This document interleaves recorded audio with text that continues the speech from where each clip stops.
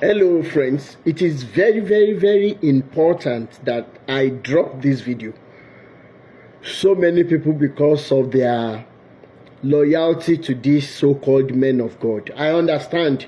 I was once like them. So the ones I know are opening fake profiles to come and make comments on my post.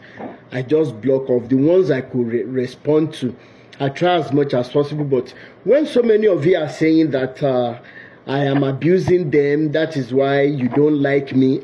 I'm not doing this for followers. I'm not doing it for fame. I am not doing it for money.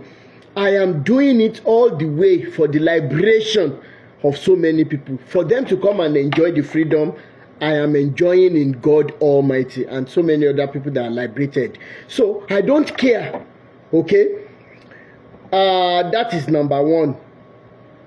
Number two, I don't expect everybody to fall in line, and I don't expect people that will fall in line to fall in line at the same time.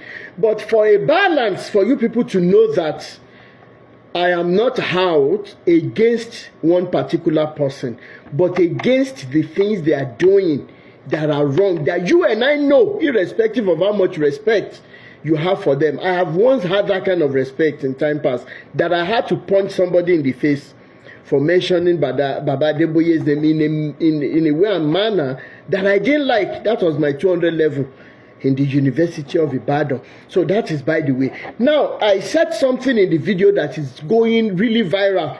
So many people have shared it on their pages on Facebook, and it is really going very viral, beyond what I had expected. And of course, as expected, you see so many reactions and comments, positive, then few of them, like 10%, they are still very adamant and loyal to these men that I mentioned. Now, what am I saying in this video?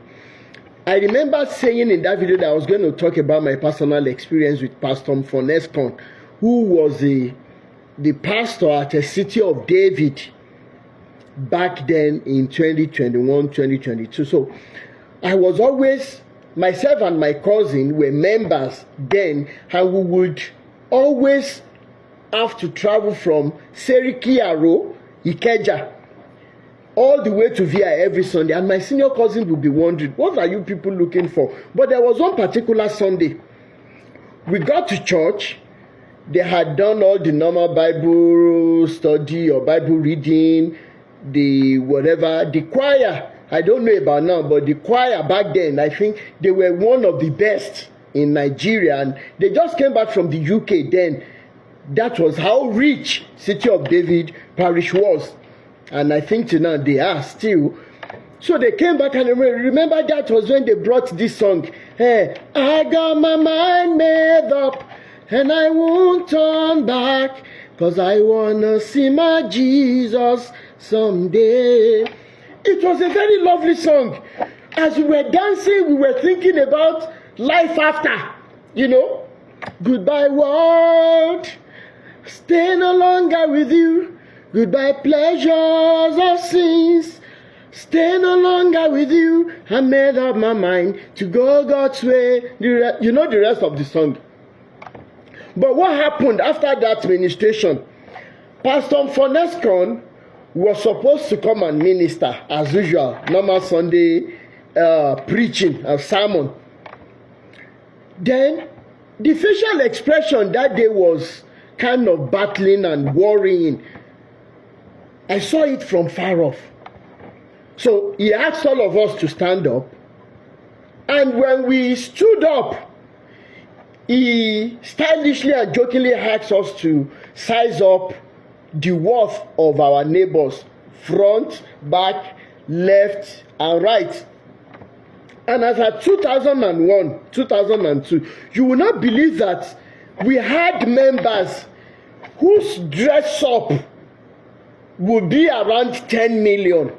As at that time, I am not kidding, you know, they didn't know where the man was going with that question. And people were, you know, some of them were not proud, to be honest, but, you know, starting from their gold necklace, you know, and it was in City of David that you will find members whose drivers will not even switch off the car engines. The AC will be steaming from the beginning to the end of the service. I am telling you what I know. If I am lying, ask anybody who has been in City of David from that time. Now, what happened? After we said that, he asked us to sit down. And there was this, I don't know whether they still do it, but there was this thing that Pastor Mfor Eskor was always doing then. I think it was once a month. They call it a can Sunday, whereby the parish will cook, they take to the streets, we take clothing, we take shoes, we take things, medications, with the doctors in the church, the nurses, they administer tests, some necessary tests to the poor on the streets. So you will understand the reason why I was sold out to Redeemed Christian Church of God back then. And that was the moment I made up my mind I was going to be attending RCF. RCF, we really care. It's more than just a fellowship. We're soldiers of the cross. Da, da, da, da, da, da, da. An exceeding great army. You know that song if you attended Redeemed Christian Fellowship on your campus. Now, that Sunday, after the man asked us to sit down,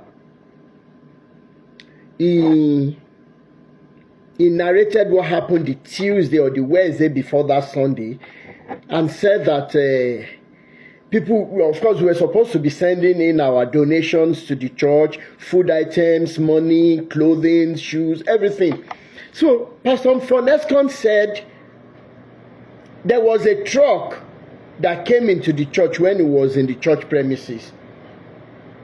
And he knew the member who could have sent that truck. So he thought the truck would be, mighty. So he was the one directing how the vehicle would park so that they would find it easy to offload everything. Lo and behold, when he opened the truck, it was a bag of rice that was in the truck. So he angrily told the driver to leave.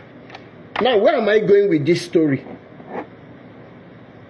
Pastor Mfor Eskor said some things that day.